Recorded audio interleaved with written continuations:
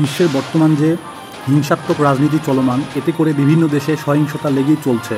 এর মধ্যে ফিলিস্তিন, Iran, Syria, দামেস্কো, Iraq, Afghanistan, Yemen, Lebanon দেশে পশ্চিমাদের সহিংসতা, ক্ষমতার বড়াই এবং লুটপাট এর যে উদীয়মান যুদ্ধ থেকে শুরু করে পূর্ব পরিক্রমা চলমান, তা দিন দিন বিশ্বব্যাপী আরও সহিংসতা বাড়িয়ে তুলছে। বর্তমান উদীয়মান সংঘাত তার জলজান্ত প্রমাণ। তার মধ্যে ইরান এর সাথে ইসরায়েল যে সংঘাতে জড়িয়েছিল, তার মধ্যে কিছু জাতিগত এবং রাষ্ট্রগত রাজনীতি জড়িত ছিল। কারণ মধ্যপ্রাচ্যের ছোট দেশগুলোর উপরে পূর্ববর্তী হামলার জেরকে আরও প্রসারিত দলীয়করণ এবং বিভাজন এর মধ্য দিয়ে ইরান এবং ইসরায়েল ব্যাপকভাবে সংঘাতে জড়িয়েছিল।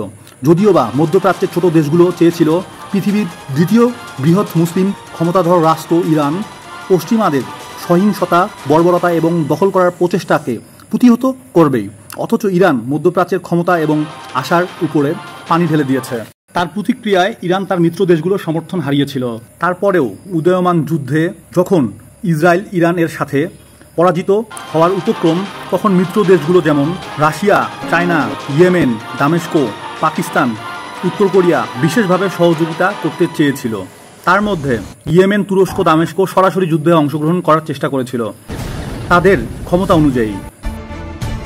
আর ইসরায়েলের মিত্র দেশ যুক্তরাষ্ট্র সরাসরি ইসরায়েলের সাথে প্রত্যক্ষ এবং পরোক্ষভাবে জড়িত ছিল এবং ইরানের পারমাণবিক ক্ষমতা ধ্বংসের চেষ্টা সহ ইরানকে পুরাপুরি ফিলিস্তিন এবং ইরাকের মতো দখল করার চেষ্টা করেছিল।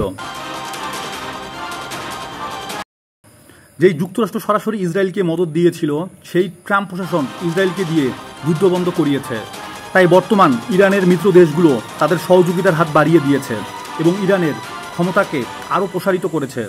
তাই অবশ্যই ইরান ইসরায়েলের উপর আবার হামলা চালাবে। এতে করে সংঘাত সহিংসতা আবার বিরাজমান করলে তাতে ইরানের মিত্র দেশগুলো আর পিছু হটবে না, যুদ্ধ চলমান রাখবে। ইন্টারন্যাশনাল নিউজ বাংলা, ধন্যবাদ।